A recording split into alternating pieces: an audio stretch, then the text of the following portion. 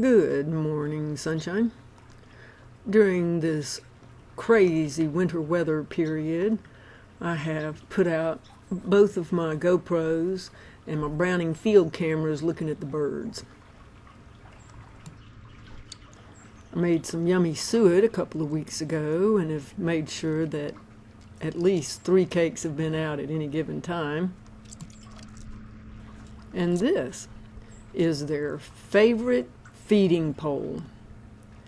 I have a female downy woodpecker, a pair of nuthatches,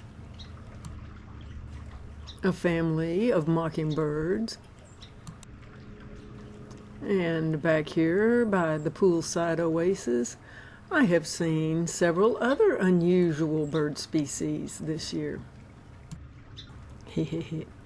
I'm going to speed this part up with my kitty coming in and out, and in and out, and in and out.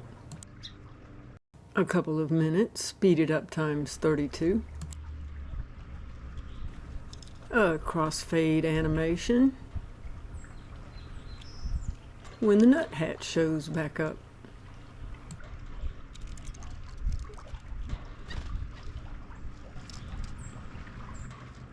That animation was called Blur Through Black. That is an interesting encounter because usually the red-bellied woodpeckers are the dominant big birds at the feeder. And I haven't seen one of these since I was mentoring at Walker Mountain Elementary last year. It's a yellow-bellied sapsucker. Speeded up times 32. It stuck around for a little while. Here was an unusual encounter. I'm not sure what bird that is, but there was also a mockingbird perched on the camera stand and some disgruntled other birds trying to feed but getting chased off. Here's the sapsucker being cautiously optimistic. Until dum-dum-dum. That mockingbird launched off the camera stand and did a flyby. That was a page curl animation.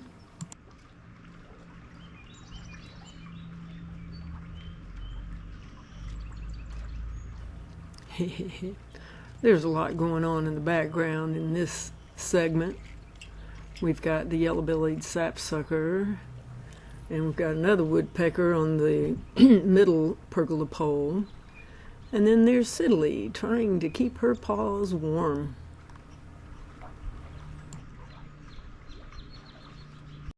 This was a long feeding segment, so I speeded it up times 64.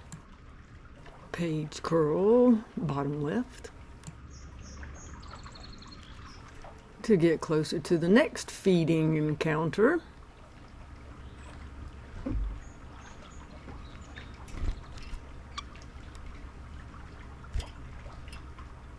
with a Carolina wren.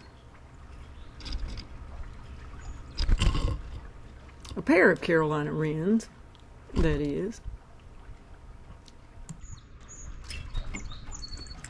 Then a male downy woodpecker showed up. It has the red spot on the back of his head and competes with the Carolina wren for my suet.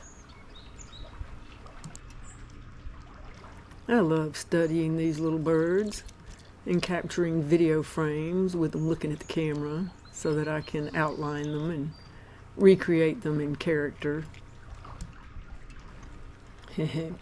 And making suet is quite the process. Back when I was teaching in the classroom, we would make suet during club, SAVE, Students Against the Violation of the Environment. And everybody would roll up their sleeves and get elbow deep into peanut butter, lard, flour, and cornmeal mixed with bird seed. And the basic ingredients that I always use are 1 part peanut butter, 1 part shortening, 1 part flour, and 3 parts cornmeal. When I'm feeling poor, the birdseed is all black oil sunflower. But this year, I am feeling rather rich. So I bought Better Bird deck, porch, and patio food. Premium, no millet, no Milo, and no corn.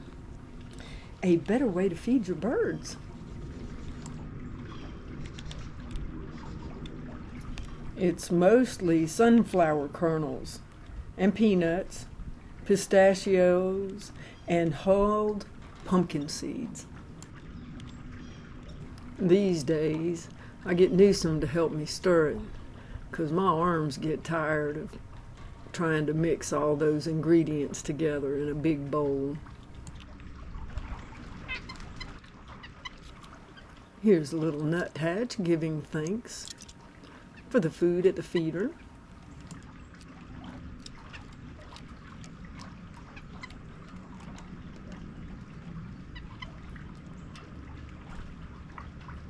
It stuck around for a while. Finally, a little chickadee has a moment to the feeder by itself. Here is a captured video frame from last year's encounter. And when I did a computer search for the word suet, all these pictures showed up. That would have been 2003. And going backwards in time, that would have been 2001. And the year 2000, outside my classroom. And this was 1999, when we made suet and grew plants in the courtyard. And speaking of the courtyard, I mentored on Tuesday, January the 13th. And there she is, showing one of the magnolia cones. And there I am, using my new bulb planting tool. I'm telling you, it has changed dramatically since it was the courtyard that I once worked in. There'll be a little piece of CC there.